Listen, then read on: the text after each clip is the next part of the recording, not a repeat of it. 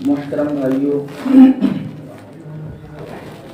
اللہ رب العزت کا بڑا احسان، اس کا فضل و کرم ہے کہ اللہ رب العزت نے ہم سب کو یہ ماہ مبارک عطا فرمایا، اور ہم اور آپ یہ بات بخوبی جانتے ہیں کہ رمضان مبارک کا جو یہ مقدس مہینہ ہے، اللہ رب العزت کی جانب سے یہ ایمان والوں کے لیے ایک انعام ہے۔ 12 کتابوں کے اندر احادیث آپ لوگ سنتے آئے ہیں اور ہر سال سنتے ہیں کہ اللہ رب العزت نے اس مبارک مہینے کو امت کی مغفرت کے لیے خاص طور سے بنایا ہے۔ نبی کریم صلی اللہ علیہ وسلم کا یہاں تک ارشاد ہے، اللہ کے نبی صلی اللہ علیہ وسلم ارشاد فرماتے ہیں کہ جو شخص رمضان مبارک کا مہینہ پائے اور اپنے رب کو راضی نہ کر پائے، اپنے رب کے سامنے نہ گڑ گڑائے، اپنے رب کے سامنے اپنے گناہوں کی توبہ نہ کرا پائے، اپنے لیے جنت کو واجب نہ کرا پائے۔ ویسے تو یہ انسان کو پتہ نہیں چلتا ہے کہ جنت واجب ہو گئی ہے یا نہیں، لیکن جو طریقہ نبی کریم صلی اللہ علیہ وسلم نے بتلایا ہے اس طریقے کے مطابق زندگی گویا کہ نہ گزارے اور عبادات کے اندر نہ لگے، استغفار کے اندر نہ لگے، اللہ کے نبی صلی اللہ علیہ وسلم ارشاد فرماتے ہیں کہ وہ شخص سب سے زیادہ بدبخت ہے۔ یعنی اس نے کیا کیا ہے؟ پھر 11 مہینے کی زندگی تو یوں ہی گزر گئی، اور ایک ماہ مبارک اللہ رب العزت نے اس کو ایسا عطا کیا ہے کہ وہ چاہتا تو اپنے تمام گناہوں کی معافی کروا سکتا تھا، وہ چاہتا تو اپنے لیے جنت کو واجب کروا سکتا تھا، وہ چاہتا تو اپنے رب کو راضی کر سکتا تھا، وہ چاہتا تو رب کے دربار میں اپنے سر کو جھکا دیتا، گڑ گڑاتا، روتا اور رب کے سامنے ندامت کرتا کہ مولا میں نے جو زندگی گزاری ہے گناہوں کے اندر، میں انسان ہوں، خطا سے مرکب ہوں، مجھ سے غلطیاں ہو گئی ہیں، آج میں اپنی غلطیوں کا اعتراف کرتا ہوں، میں اپنے گناہوں سے توبہ کرتا ہوں، اس ماہ مبارک کے اندر تیری رحمت سب سے زیادہ عام ہے، تیری مغفرت سب سے زیادہ عام ہے، مولا مجھے معاف فرما دے۔ اور پھر بھی اگر ہماری کوتاہی ہے تو میرے بھائیوں اس سے بڑی خسارے اور اس سے بڑی نقصان کی بات نہیں۔ یہ مہینہ ایسا نہیں ہے کہ دوسری طرف نظر کرو کون کیا کر رہا ہے، اس مہینے میں اپنے آپ کو دیکھو، اپنے نیکیوں پہ نظر کم ہو، جو ہمارے گناہ ہوئے ہیں ان پر نظر ڈالو کہ ہماری زندگی کیسی گزری ہے، ہر ایک کی توبہ کرو، رب کے سامنے گڑ گڑاؤ۔ ہم بارہا سنتے آئے کہ نبی کریم صلی اللہ علیہ وسلم نے ارشاد فرمایا کہ تم رب کے دربار میں آؤ تو صحیح، اگر تمہارے گناہ سمندر کے جھاگ سے بھی زیادہ ہیں، اگر تمہارے گناہ زمین و آسمان کو بھی بھر دیں، لیکن اگر تم سچے دل سے اپنے رب کے سامنے سر جھکا دو اور سچے دل سے توبہ کر دو، نبی کریم صلی اللہ علیہ وسلم کا ارشاد ہے اللہ رب العزت بہت غفور رحیم ہے۔ غفار اللہ کی صفت ہے، اللہ رحیم ہے، ودود ہے، حلیم ہے، آپ کے گناہوں کو معاف فرما دے گا، لیکن شرط یہ ہے کہ توبہ سچی ہو، توبہ دل سے ہو، آئندہ گناہ کو نہ کرنے کا ارادہ ہو، وہ توبہ ہے تو اللہ رب العزت کیا ہے ان تمام گناہوں کو معاف فرما دے گا، اور ایک دم ایسی پروانہ عطا فرمائے گا، آج ہی ماں نے اس کو جنا ہے، آج دنیا کا تشریف ہے، ایسے دودھ کا دھلا ہوا۔ قرآن کریم کی جو میں نے آیت تلاوت کی ہے، اللہ رب العزت نے اس مہینے کا اسی میں تذکرہ کیا ہے، قرآن کریم کے نازل ہونے کو بیان کیا ہے کہ شہر رمضان الذی انزل فیہ القرآن ھدی للناس وبینات من الھدی والفرقان، کہ یہ مہینہ اور اسی طریقے سے جو قرآن کریم اس میں نازل کیا گیا ہے یہ لوگوں کے لیے قرآن کریم ہدایت ہے، اس کو پڑھو، اس پر عمل کرو، اس کو سیکھو اور اپنی زندگی کو کامیاب بناؤ۔ ایک روایت بارہا آپ کے سامنے بیان کی گئی ہے، نبی کریم صلی اللہ علیہ وسلم نے ارشاد فرمایا ترکت فیکم امرین لن تضلوا ما تمسکتم بہما کتاب اللہ و سنت رسول، کہ ایک طرف اللہ کی کتاب، دوسرے ہاتھ میں سنت رسول اللہ، اگر کوئی شخص اس طریقے سے زندگی گزار کر دنیا سے چلا جائے، اللہ کے نبی صلی اللہ علیہ وسلم ارشاد فرماتے ہیں کہ میں اس کی جنت کی بشارت دیتا ہوں۔ کتنی بڑی بشارت نبی کریم صلی اللہ علیہ وسلم نے ارشاد فرمائی ہے۔ ایک حدیث آپ نے اور سنی ہوگی، نبی کریم صلی اللہ علیہ وسلم نے ارشاد فرمایا کہ جو شخص 2 چیزوں کی ضمانت لے لے میں اس کے لیے جنت کی ضمانت لیتا ہوں۔ کئی بار آپ کے سامنے آئی ہے، فرمایا کیا ہے؟ اللہ کے نبی صلی اللہ علیہ وسلم ارشاد فرماتے ہیں کہ اگر تم اپنے دونوں جبڑوں کے درمیان جو چیز ہے اس کی حفاظت، اس کی ضمانت لے لو کہ میں اس کو صحیح جگہ استعمال کروں گا، اس کو غلط یعنی زبان، میں اس کو گالا گلوچ میں استعمال نہیں کروں گا، میں اس میں غیبتوں میں استعمال نہیں کروں گا، میں اس کو کسی کی برائی میں استعمال نہیں کروں گا، میں اس کو جھوٹ میں استعمال نہیں کروں گا، میں اس کو گناہوں کے کام کے اندر استعمال نہیں کروں گا، میں اس کے ذریعے بول کر کے لوگوں کے درمیان لڑائی جھگڑے نہیں کراؤں گا، میں اس کے ذریعے کسی کا دل نہیں دکھاؤں گا، بلکہ مولا تیری حمد، تیری تعریف، تیری ستائش کے اندر لگا رہوں گا، قرآن کریم کی تلاوت کروں گا، ذکر و اذکار کروں گا، ہمیشہ تجھے راضی کرنے کی کوشش کروں گا۔ نبی کریم صلی اللہ علیہ وسلم فرماتے ہیں اگر تم یہ ضمانت لے لو کہ جو تمہارے دونوں جبڑوں کے درمیان ایک چیز ہے یعنی زبان، اس کی ضمانت کی ذمہ داری لے لو، اور دوسری چیز کے بارے میں فرمایا جو تمہارے دونوں رانوں کے درمیان جو چیز ہے یعنی شرمگاہ کی حفاظت کی ذمہ داری لے لو، اللہ کے نبی صلی اللہ علیہ وسلم ارشاد فرماتے ہیں میں نے اس کی جنت کی ضمانت لے لی۔ کتنی بڑی بشارتیں نبی کریم صلی اللہ علیہ وسلم نے دی ہیں، کتنے بڑے انعامات اللہ رب العزت نے مؤمنین کے لیے ارشاد فرمائے ہیں، لیکن یہ سب ہیں انہی کے لیے جو اپنے نفس کو کچل کر کے آگے بڑھنے والا ہو، یہ سب ہے اسی کے لیے جو اپنے نفس کے مار کر آگے بڑھ کر اپنے رب کو راضی کرنے والا ہو۔ اور اگر ہمیں ایسی زندگی گزارنی ہے جیسے ہم گزارتے آئے ہیں، 11 مہینے گزر جاتے ہیں اور ہمارا قرآن کریم بھی نہیں کھلا ہوا ہوتا ہے، بعض ایسے ہوتے ہیں پورا سال گزر گیا، پورا سال گزر گیا، ایک قرآن کریم مکمل نہیں ہوا۔ میرے بھائیو یہ بتاؤ، ہم اپنے آپ کو عاشق رسول کہنے والے ہیں، ہم کہتے یہ ہیں کہ ہم جنت کے حقدار ہیں، ہم کہتے یہ ہیں کہ اللہ نے جنت ہمارے لیے بنائی ہے، ہم کہتے تو یہ ہیں کہ محمد صلی اللہ علیہ وسلم ہماری کل قیامت میں شفاعت فرمائیں گے، کہ محمد سے محبت کا تقاضا یہی ہے کہ 11 مہینے گزر جائیں اور قرآن کریم کو بھی کھول کر کے نہ دیکھا جائے، 11 مہینے گزر جائیں ایک قرآن کریم بھی مکمل نہ ہو، اللہ کا کلام مکمل نہ ہو، جس اللہ نے ہمیں اتنا بڑا وجود عطا کیا ہے، ہمیں کھانے کے لیے رزق دیا ہے، کہ اتنی بڑی جنت، اتنی بڑی دنیا اور تمام چیزیں انسان کے لیے اللہ نے مسخر کی ہیں، ہر چیز انسان کے تابع بنائی ہے، یہ ایک ایک دانہ رزق اگر انسان اللہ رب العزت کہے کہ ہر چیز تم خود بنا کر کے کھاؤ، تو میرے بھائیو اندازہ لگاؤ، انسان گیہوں خود پیدا کرے، تیل خود پیدا کرے، چاول خود پیدا کرے، کیا زندگی تباہ بربادی ہو جائے گی۔ اللہ نے ایک نظام بنایا تاکہ انسان اچھی زندگی گزارے، اپنے وقت کو بچائے اور اپنی مولا کی عبادت کے اندر لگائے، لیکن پھر بھی اگر ہم گناہوں کے اندر مبتلا ہیں میرے بھائیو، ہم سے بڑا نافرمان اور ہم سے بڑا جرأت مند گناہوں پہ کون ہو سکتا ہے؟ اتنا وقت گزر جانے کے بعد بھی رمضان کا مہینہ آتا ہے لیکن وہ چیز دیکھنے میں نہیں ملتی ہے جو ہونی۔ نبی کریم صلی اللہ علیہ وسلم کے بارے میں اما عائشہ صدیقہ رضی اللہ تعالی عنہا فرماتی ہیں کہ جیسے ہی شعبان کا مہینہ شروع ہوتا تھا، نبی کریم صلی اللہ علیہ وسلم اپنی عبادات کے اندر کثرت کر دیا کرتے تھے، نبی کریم صلی اللہ علیہ وسلم راتوں کو جاگنے کو اور زیادہ بڑھا دیا کرتے تھے، شعبان کے مہینے سے ہی روزے رکھنے شروع کر دیا کرتے تھے تاکہ رمضان مبارک کا جو مہینہ آ رہا ہے اس کی تیاری ہو جائے۔ اما عائشہ صدیقہ رضی اللہ تعالی عنہا فرماتی ہیں کہ رمضانوں کے اندر آپ صلی اللہ علیہ وسلم اپنی کمر کو بستر سے بھی نہیں لگایا کرتے تھے، کبھی آرام کیا کبھی کیا ہی نہیں، پوری رات عبادت کے اندر۔ وہ نبی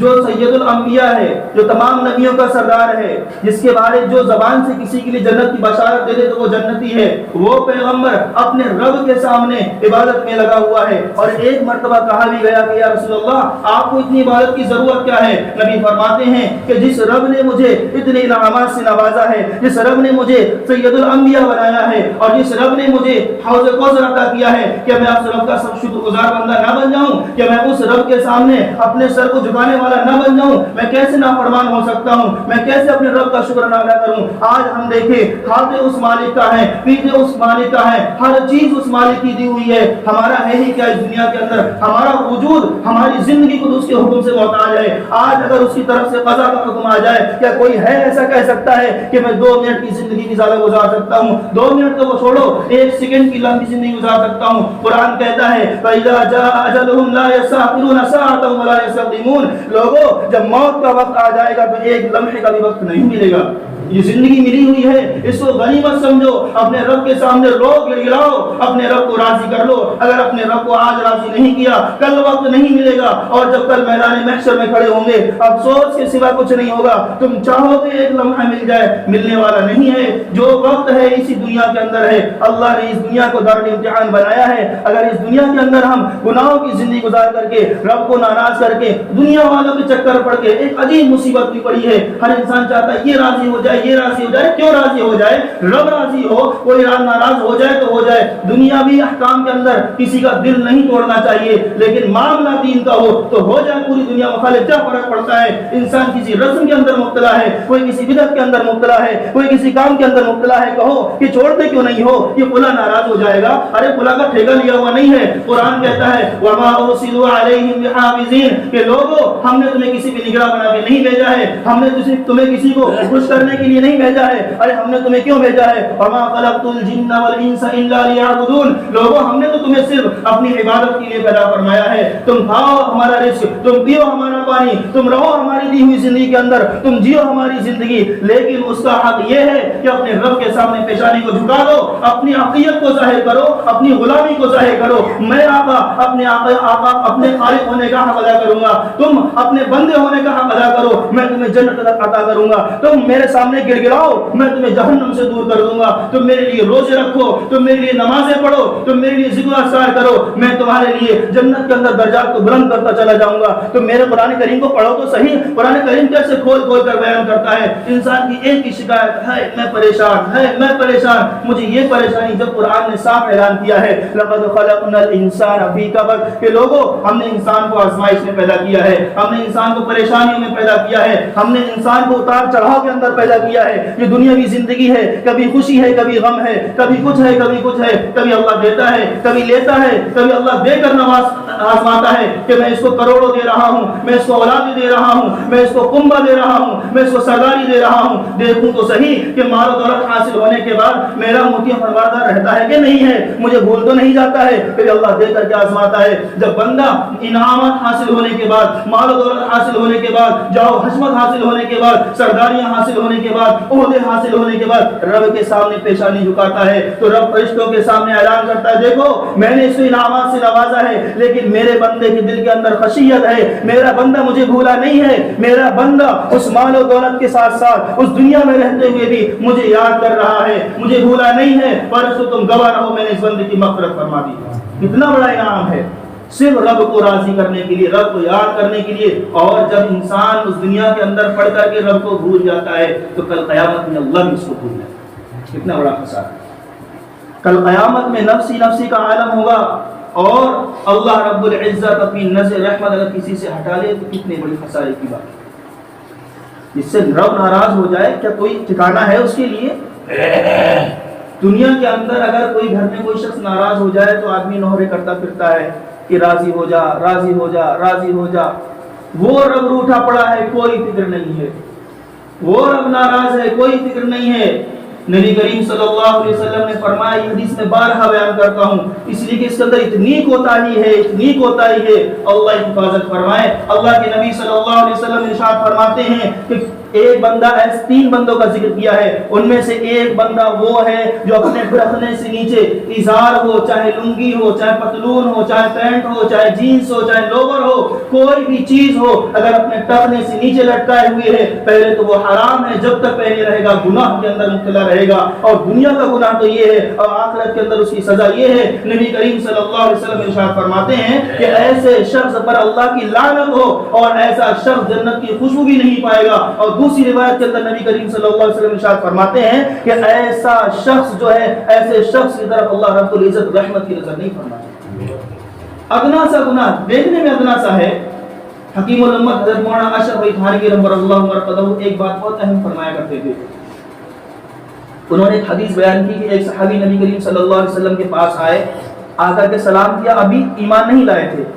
پہلی ملاقات میں دیکھا کہ آپ صلی اللہ علیہ وسلم کو دیکھا، بات ہوئی اور آپ صلی اللہ علیہ وسلم کے اخلاق سے متاثر ہو کر ایمان لے کر آئے تو آپ صلی اللہ علیہ وسلم سے فرمایا رسول اللہ کچھ نصیحت فرما دیجیے۔ یہ حدیث بتلا رہی ہے کہ جو اپنے بڑوں کے پاس جائیں، علماء کے پاس جائیں، صلحاء کے پاس جائیں، ان کے پاس ادب سے بیٹھیں، ان سے دینی باتوں کو معلوم کریں۔ دینی باتوں کو چرچا کرنے کے لیے بہت سی ضرورت پڑی ہوئی ہے۔ اپنی زندگی کو ان کے سامنے رکھیں کہ حضرت مجھ سے یہ گناہ ہو جاتا ہے، گناہ کو نہ بھی بیان کریں کہ حضرت میں اس پریشانی کے اندر مبتلا ہوں، اس کا حل بتلائیں۔ جس کی زندگی قال اللہ قال رسول کے اندر لگی ہوئی ہے، جس کی زندگی قرآن و حدیث کے درس کے اندر لگی ہوئی ہے، اللہ رب العزت ان کو قلبی بصیرت عطا فرماتے ہیں اور وہ حل بہت آسان طریقے سے بتا دیتے ہیں۔ تو صحابی آئے اللہ کے نبی کریم صلی اللہ علیہ وسلم کے پاس، اللہ کے نبی صلی اللہ علیہ وسلم نے ان کو 5 نصیحتیں ارشاد فرمائیں، کہا ان 5 چیزوں پر عمل کرو اور جاؤ۔ شروع دور ہے اسلام کا،